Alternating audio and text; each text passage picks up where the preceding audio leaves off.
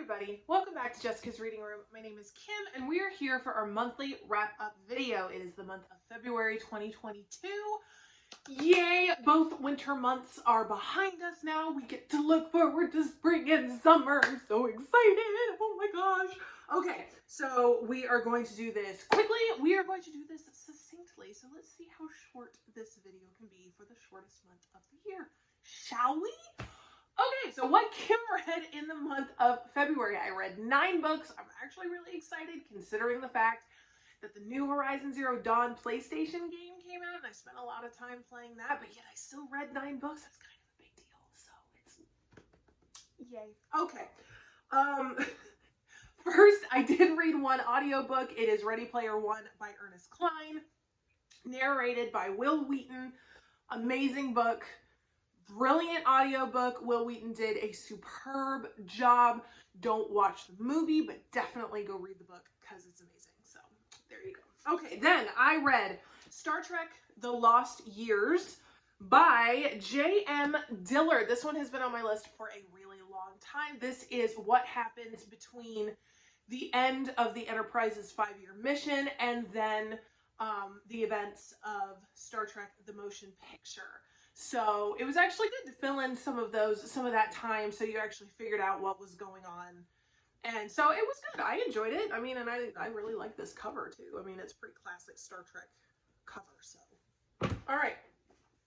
Then we have Darius the Great is Not Okay by Adeeb Korum. Adeeb. I don't know. I'm not very good at pronouncing names. So, okay. Anyway, hopefully that is correct. This one, I also found this, I think it was in a clearance section. I'm not entirely sure where I found it, but I mean, I got to the point where Darius Kellner speaks better Klingon than Farsi. So as soon as I read that, I was like, yeah, I definitely need to read that. And I did, and I really liked it. I mean, I'm not a real big, you guys know, I'm kind of over the whole YA teenager thing, like teenagers just annoy me, but this one was actually a very realistic and very unannoying coming of age story, so I was good with it. I enjoyed it. My review has already been published, so if you want to know more, go to jessicasreadingroom.com and you can check it out. Okay, then we have Ungodly by Braden Riddick. I actually met Braden through Instagram. I saw that he writes horror fiction. He also lives in North Carolina, and so he offered to go ahead and send me a copy of his book. I'm so glad he did. This book was just all around, like, just spine chilling. Like, I legit felt uncomfortable in some places. Like, there were some, I even texted him, like, while I was reading it, and I was like, dude, this is freaky. What the fudge? You know, what the fudge? So, if you're looking for a good horror story that's going to keep you in, you know, in intenseness and you know, keep you goosebumpy, then this is definitely a really good one. It's intelligent horror, and I like that. I like being able to use my brain and getting into it, and excellent job. Okay, that one, I think I've already written the review. I'm not sure if it's been published yet, so we'll see. Okay, is this just me, or is this camera angle doing weird things? Like, I feel like my double chin is doing weird things today. So, I'm okay. No, don't get distracted. Okay. All right, next.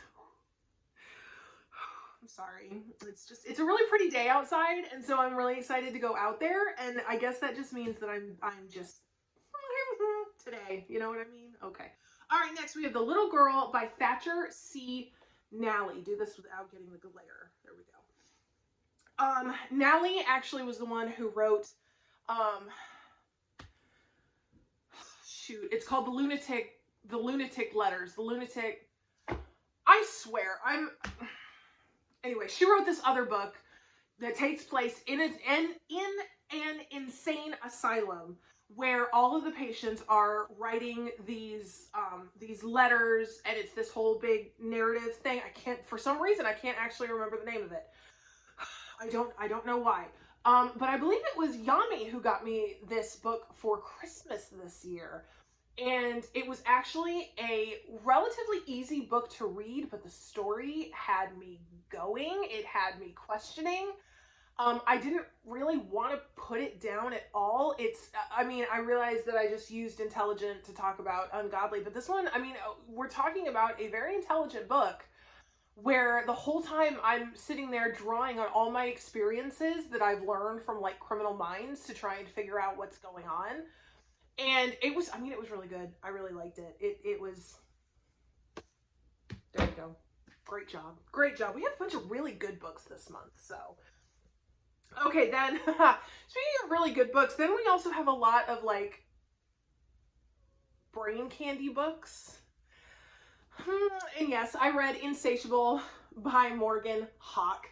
It's got vampires in it, and, this young American is traveling alone through Eastern Europe, and she meets a wickedly handsome stranger who happens to be a vampire. I can't imagine that anyone would be surprised that I was drawn to it. So, yes. This is not intelligent fiction. This is pure, unadulterated smut with very little plot line and a lot of sex scenes. So I'm not even going to lie to you. If you're looking to exert your brain at all, this is not the book to do it. But if you've got an itch, this will scratch it. So, okay. Okay. Now these, thankfully, while these are smuts, they are actually intelligent. So there's the difference between Insatiable and then the Prime mating agency, I Married a Lizard Man and I Married a Naga by Regine Abel. I mean, look, there's some smut out there that is just dumb and it's literally just there for the explicit content. Thankfully, the Prime mating agency, at least this first half, is actually intelligent. You don't feel like an idiot after you're done reading it, and it also scratches the itch. So, Beccie over at, oh, she's not at Bookies anymore. Beccie at BeczReadz. Okay, I'll have to put all her links in the description. She asked if I wanted to do a buddy read with I Married a Lizard Man, and I'm not gonna lie, this cover, like at first I was like, you gonna do a buddy read with that? Let's do a buddy read with that. I mean, I was like, okay, why not? Listen, I'm a sci-fi nerd. Why not? And so we both bought it and we both started reading it and we both were like, yeah, this is pretty good. So then as soon as we finished, I was like, so can we read the next one? And she's like, okay, let's read the next one. And then after I finished reading I Married a Naga, I ended up getting the rest of the series. So I Married a Birdman and I Married a Merman are probably going to show up on next month's wrap up. But these are actually really, really good. I mean, yes, are they smut? Yes, they're alien romance, but like I said, they're intelligent. There's no effort into reading these, but there's also no real, you know, it's not just smut. There's intelligence, there's plot, there's character development, etc., but they're also really easy to read. So to me, it's just wrapped up in this perfect, you know, if you want a good romance, this is my new go-to romance series. So there you go. All right. And then last but not least, oh my gosh, as my pile goes flying, last but not least, we have fan fiction by Brent Spiner. Yes, Brent Spiner, the man who played Data in Star Trek: The Next Generation. He like just came out with this book just within the last couple months. I saw it sitting on the shelf and I put it on my list and I was like, I definitely need to read this one. And then I was at Barnes & Noble just recently and it was 50% off. So I was like, yes, I will take it. Yes, I will read it. And yes, I will enjoy it. And what's great is that it's all fiction. You know, it says based on true events, but he even says in the introduction that this is actually just all fiction. It just came from his imagination. But what cracks me up is that there are so many little things that only fans would really get. Like when he's talking about being on the set of Star Trek, when he's talking about different characters, he makes these little comments that are thrown in that if you're not really a Next Generation fan, you're not really going to get it. And considering that I am a Next Generation fan, I totally got it. So I ended up feeling so smart with this. I was like, oh my gosh. But then you also have like early 90s culture that he, you know, kind of puts in to set the stage and everything. And it cracked me up. Cracked me up. This was a funny book. I enjoyed it. I even heard it in his voice. Like, as I was reading it, I heard his voice in my head, and it was great. I loved it. I thought it was awesome. I just had a really good month with really good books. Oh no, and I have to pick a least favorite. Well, dang it. Okay, hold on. All right, hold on. I gotta actually, you'd think that I'd actually do this before I turn the camera on. You'd think, but okay. All right, so what I think I'm gonna do, all right, this is gonna be weird, but I think I'm gonna do this. Okay, so I think that Darius the Great is Not Okay is my favorite of the month, just because this book was so deep, and it had me feeling a lot of things, and I mean, it just kind of stuck with me. Like, I still I go back to it and make references in my head to it. So, I mean, as much as all these books are really, really good, like, honestly, Ungodly is it's in second place. Like, it almost made it.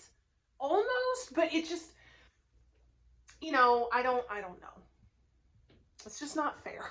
It's just not fair that I can only pick one, okay? But then least favorite is probably Star Trek The Lost Years, just because in my mind, it did not deliver what it promised, because it only talks about some of the years between the end of the 5-year mission and the motion picture. I was expecting like a complete story about that time, but in reality, this is just apparently the first book in a series that deals with those years. So to me, it felt incomplete. Oh, excuse me. Oh, okay. Bodily noises apparently just kind of happen around here. Anyway, I get for eating donuts for breakfast. Anyway, so as much as I enjoyed reading this book, I think I'm going to have to put it on least favorite for this month. So, okay. All right, so there we go. I read 9 books for the month of February. I would love, love, love to hear what you have been reading. If you have any suggestions for me, I would absolutely love to see them. Make sure that you talk to me down in the comments. And I will see you in another month for March's wrap up. So happy reading, everybody. Thanks so much for watching. Bye.